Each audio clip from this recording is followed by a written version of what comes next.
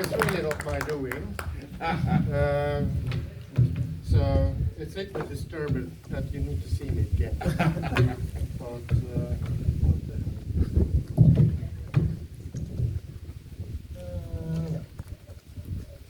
and there is a reason why I am Elena Mamani today.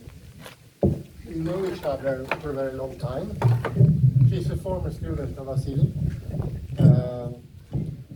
She's Albanian, but she talks Swedish. So let's see now. So, Cultural Heritage Without Borders, Albania.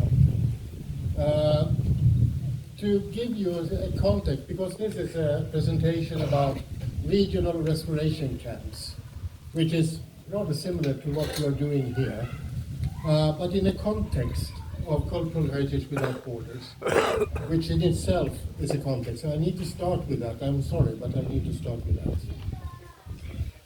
It's a Swedish foundation, or was a Swedish foundation, established in 1995 by architects and heritage professionals in Sweden. Predominantly people from the head of National Heritage Board, chairman of the Swedish National Commission for UNESCO, chairman of the Swedish Museum Association, Swedish National Association of Icon and Iconos, and the Secretary General for the Swedish Association of Architects. So, broad collection of groups working with heritage, built environments, architecture, and so on. And the reason for that was the Yugoslav wars going on from 1991 up to 2001, just across the border, you could say. And it's not easy to see all the different wars in the Yugoslav wars, because they were successively replacing each other, creating a lot of disaster, material-wise, human-wise. And in 1995, NATO bombed in what's today known as Bosnia-Herzegovina to force Republika Srpska to actually start be part of negotiations. That was an effect of Srebrenica that you might have heard about. So CHwB was set up with 3 different approaches. So the fundament is that heritage is a human right that needs to be treated with respect. And it's a resource that needs to be used responsibly. And this is aimed at building capacity in these former Yugoslavian area, these new countries, that produces professionals that could understand that heritage is a means for sustainable and social economic development, that they are prepared to meet challenges on interpreting history and heritage in terms of abuse or misinterpretations. So this was not only restoring what has been destroyed, but doing it with a purpose, with an intention that we need to build something better out of this.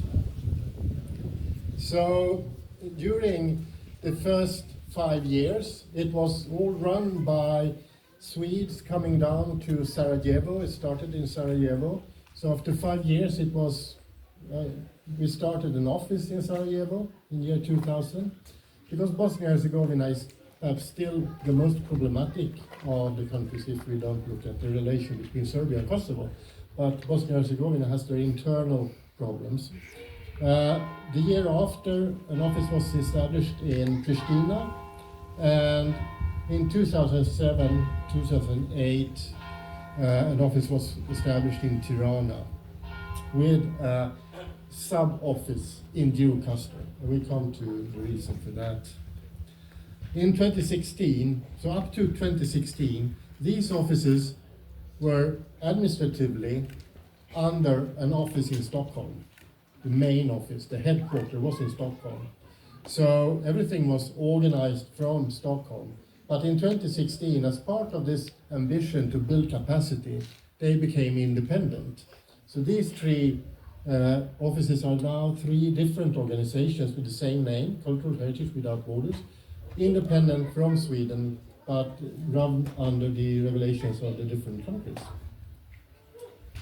So the practice we established was using these three approaches on buildings, museums, archives, social contexts, with the support or mandate from the national governmental levels in the concerned countries, but based on a bottom-up, peoples-based approach. So working closely to the local community, engaging the local community, but with a formal mandate of doing so, so we don't disturb anything in these countries.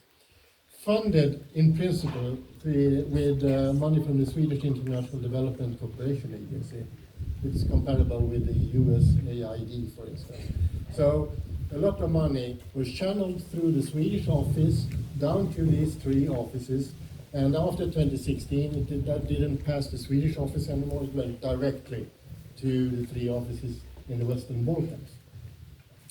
So what we tried to establish was a quadruple helix, kind of ecosystem of organizations where we have professional heritage organizations working together with the educational system, working together with the civil society, working together with the different governance levels, all working together in a system around an idea of heritage as a social well-being, where heritage is a creative resource for doing things. Some of the outcomes were, of course, the regional restoration camps. I will come back to that. But the first big projects were in Bosnia and Herzegovina, with a project where we were addressing prejudices and misunderstandings of heritage. Continuing with also a project in Bosnia and Herzegovina, where we, through workshops with heritage, had the ambition to get people engaged in the local communities, not only in heritage, but in all perspectives of the local community. We were also part of establishing CHwB, which is a Southeast European Heritage Network, composed of NGOs that share this firm idea that cultural, ethnic, and religious diversity is not a problem, but a creative resource when you want to develop society. And of course, in 2006, the Balkan Museum Network, which today contains some 125 museums, 20 NGOs, and 270 individual members. And I'm one of them, of course. And it's a network that tries to address challenging questions for the museum sector, to see how do we work with this, how do we help each other to establish routines and standards. Going to Albania, so how did it start in Albania? This house up on the right in the image is the Baba Beto house. And if you are familiar with the Ottoman style, you could recognize it as a typical Ottoman house, where you have trade activities. So when you come up on the second floor in a house like this, you have the private quarters to one side and the public area to the other side. And the bottom stories is for storage facilities, and you have perhaps animals, or you have the big, as in Eurocasta, you have the big water system in that area. So you live on the upper story, but you have a public and private. So this is a typical house in Eurocasta, the Baba Beto, and it was started by the restoration activities in 2007, finalized in 2013, with the first regional restoration camps. And we had this idea from Sweden because we have, since the 1970s, been running what we called building preservation camps, which is not focused specifically on young people, it's focused on all citizens. So you actually, and we still have it, we have like 6, 7, 8, up to 12 every year in the summer. People are coming and paying for being part of 2 weeks of preserving a building, because they are interested in taking care of historic buildings. So you pay like 1,000 to 15 €500 for 2 weeks active vacation. House, lodging and food is what you have paid for, and you are learning to restore windows or paint with traditional color or change a timber or something. But so this idea was brought to the Balkans with regional restoration camps, but then specifically addressing young people. So this was the number of restoration camps on this building, together with starting up training professional craftsmen to increase their capacity, competence and knowledge for being able to work seriously in historical buildings, to understand the nature of heritage and how to work with it. And that was the fundament for what later, some years later, after 2013, there was this process of starting a certification program for craftspersons in Albania. But the idea, the concept, was established in the Babameto. Today, if you go to Gjirokastër, it's a hostel and also a cultural center for Gjirokastër. It's close up to the fortress, so you have almost this view from outside. This is a little bit upside from the building, but it's this view over Gjirokastër, and what you see, the crossroad there is the center of the bazaar area. And the bazaar area has also been subject to regional restoration camps for at least 10 years, with training of professional craftspersons as well. So Gjirokastër is a city of stone, including the roof material, as you can see, which implies that under this roof material you have timber constructions that are strong in order to take up the weight, because as you can see in the mountain, this photo I took in late April, early May. So you can see there's snow on the mountain. In the winter there's snow here on these roofs. So apart from the stones, they should also carry a load of snow. So really troublesome from a static viewpoint to understand what you can do and not do. This has been subject for a doctoral dissertation for a colleague of mine, Federica Pompiano, Italian. She's active now in different contexts of building preservation, restoration internationally. She's also married to an Albanese, so she's taught Shqipëria, which is the language in Albania. And if you're interested in that kind of roof structures, you could get hold of her dissertation.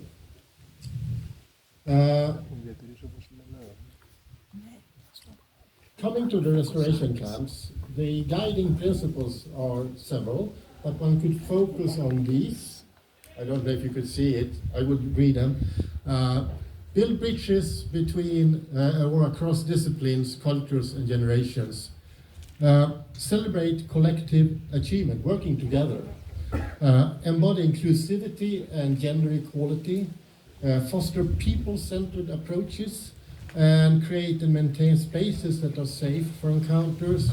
And this is specifically important when we started up this like almost soon 20 years ago, because there were people coming from Croatia, Slovenia, Serbia, Montenegro, North Macedonia, Kosovo, Albania. Some of them had in their blood understood that we are enemies. We had one restoration camp, I must say that. We started all the restoration camps with everyone presenting themselves. This is my intention, this is why I do it. So there was this girl from North Macedonia, she started saying, I'm an architect, I will work with historical structures and so on. And the guy after her said, I'm from Greece, I will not talk to her. So then we thought, oh, why not? This is a problem. We have built in a problem in this camp. It took a week. It took a week for them to actually, start to talk to each other. And after another week, they thought, okay, we don't need to be enemies. We could actually talk and be friends. So that is part of the intentions of bringing these people together. The outcomes, also several outcomes that we could focus on. The traditional building skills and materials, of course, heritage preservation principles related to interpretation, built heritage, object conservation, artisanships and so on. And the interpretation here is important because it's not only to restore and think it's only one way of doing it, because it's an historical structure and it needs to be interpreted to see, okay, what are our choices? What could we do? Could we take away that, or what should we do? And of course, increasing the interconnectedness among the people from these different parts. So we started these first years up to perhaps 14, 15, they came mostly from the former Yugoslavia area. But then we see from more of the Balkan areas, we have people from Greece, from Turkey, from Bulgaria, Romania.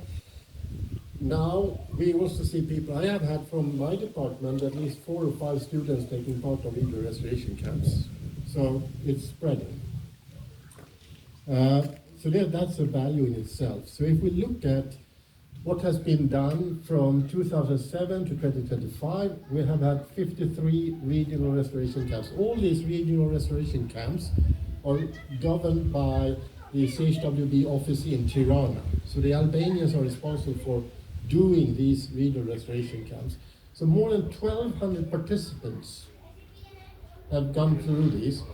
And I'm coming from a university department. We had a bachelor program, we are still running. The first group of students get their exams 1981. And each year we have examined around 15 students, meaning that this year we have examined around 700 students. 1,200 people have gone through here, creating networks, links, talking to each other, and are to some degree professionals now, and someone in Bosse Lagerqvist can know someone who is sitting in Belgrade in Serbia, and they could talk to each other.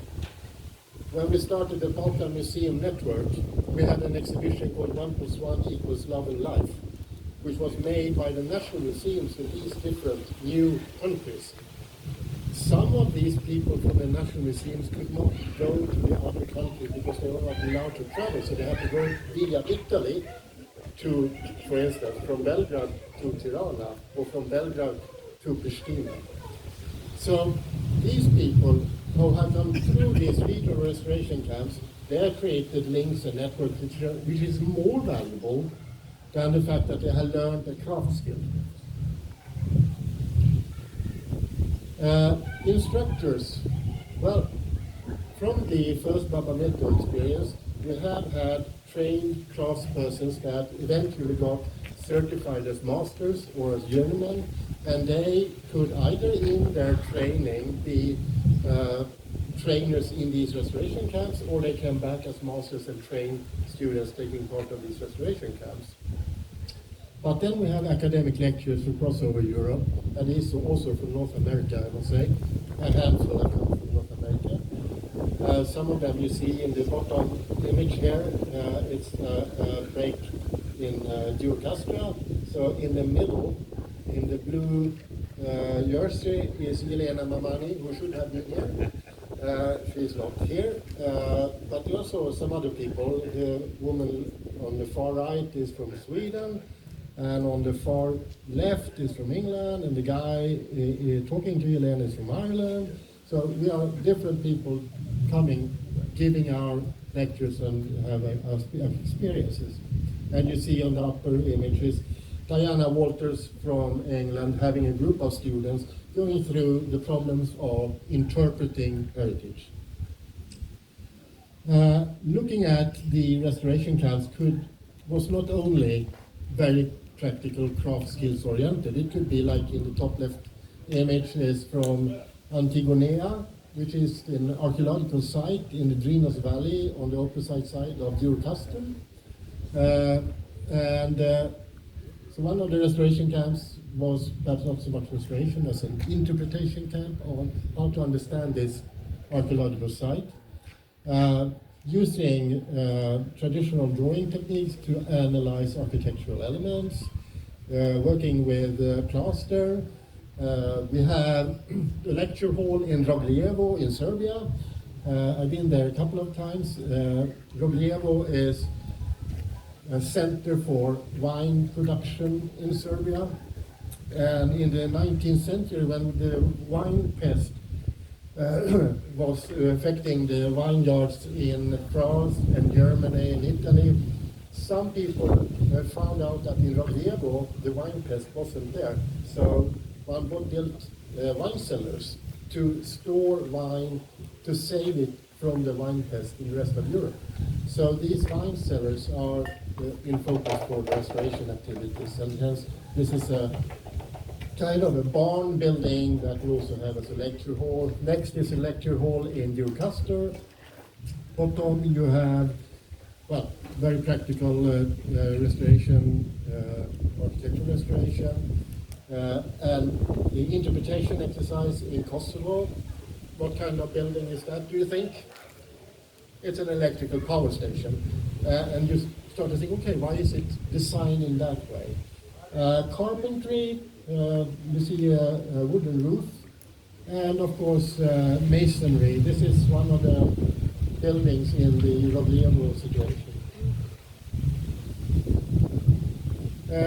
So the core area for CHwB Albania is that they work with conservation and revitalization, education and vocational training, cultural heritage management, disaster risk management, and emergency response. And specifically disaster risk management, they are trying to be a kind of regional hub for that. So there is not only, as we saw yesterday, geopolitical conflicts that might be something that call for an emergency response, but also different kinds of nature disaster, like when we have that, what we see up in the road there, or if we have heavy rains, or if we have avalanches, if it's in the snowy side. So to get people together and develop strategies for disaster risk management. But also, as you could see, it's a lot of different things that becomes a consequence of working with heritage like this. Like in the bottom right corner, food traditions. To explore and develop food traditions, but also start local economies where you actually work with food traditions, and of course that is interesting for the tourists because we come to different areas of the world and we want to eat our way through our new cultures. So food traditions are an important part of issues when we talk with heritage, but also young people. So CHwB Albania is working specifically with kids and young people to get them understand history and work with history and understand their own heritage and have a relation to history and heritage. But this is important for specifically the Albanian situation, where there's a very high concentration of historical assets. People are moving from Albania to different parts of Europe. They are moving to US. So, of course, some of them come back to Albania, but there is a problem of abandonment, and as we have in all former Yugoslavia area, who owns a property? So that was one of the problems with the Baba Metro. Who was the owner of Baba Metro? Because during the Elena Mamani period, from 1945 to he died 1985, but his regime ended in 1992. During that period, the state owned everything. When it formed democracy, owner came and said, but I own this, okay? Do you own it? No, my grandfather owned it, okay? And all the siblings and relatives and cross over the world. So this is one of the biggest problems when you work with this kind of restoration assets in former Eastern Europe or in former Yugoslavia. That ownership problems is a big problem. So there is often an unused potential for local education, local economies, education skills, social cohesion. So the idea of CHwB is to have this very broad approach to heritage. So they worked with safeguarding heritage, with strengthening skills and institutions, with working with the local ownership, and working with sustainable use and livelihoods. It's a broad societal concept which has given certain impacts, and one has ambition to have a more long-term impact, and the roadmap for that is to continue with that, but to position the Tirana office as a regional knowledge hub for heritage, how it could be used, how it could be worked with, and how it could be developed and become a classic in society. But there are challenges. As for all of us, there is a funding challenge. There is not money enough. There is, I don't know, some of you might have experienced how to work in societal structures, and specifically the heritage sector. There is a tendency all over Europe that it's kind of fragmentarized practice where you don't talk with each other, and you talk perhaps sometimes with each other, but you do not cooperate. You don't find synergy effects between different institutions, and specifically so we could find it in Albania. There is a number of increasing risks, and the local technical capacities are limited due to how the educational systems has been able to be developed, how different companies has produced or have been established to support the heritage sector. We could say that the office in Pristina, the CHwB Kosovo, have immense capacity and competence for working with digital methods for recording and analyzing heritage. That is someone one could cooperate with. So, what one tries to do from the Albanian context is to see could one gain more sustained support, improve the support economically and otherwise, because the potential, as have been proven in the different countries of former Yugoslavia, is that it is a driver of development if one supports it strategically.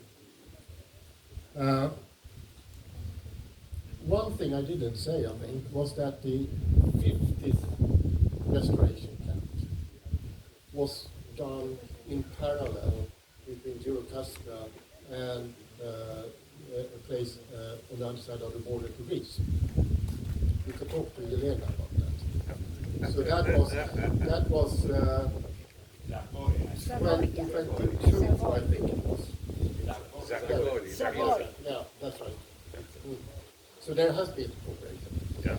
But I think, so the regional restoration camps, the 53 of them that has been run in former Yugoslavia, is more or less the same as what you're doing here. The difference is that they are 2 to 3 weeks. You are here 1 week. I don't know how it is with you students, but the deal, at least with the University in Tirana, is that students got credits, formal credits, for taking for taking part of the regional restoration camps. We are the same way. Okay, that was, as you see, it's me and Elena Mamani. We have worked together, and we were. I organized the seminar this May, and I stolen some of her slides and changed them a little. But to be transparent towards her, I will send this to her and see if she think it's retrospectively was okay. For safety reasons, I have both our names, and we will see if she wants to have her name still. Okay. Thank you very much.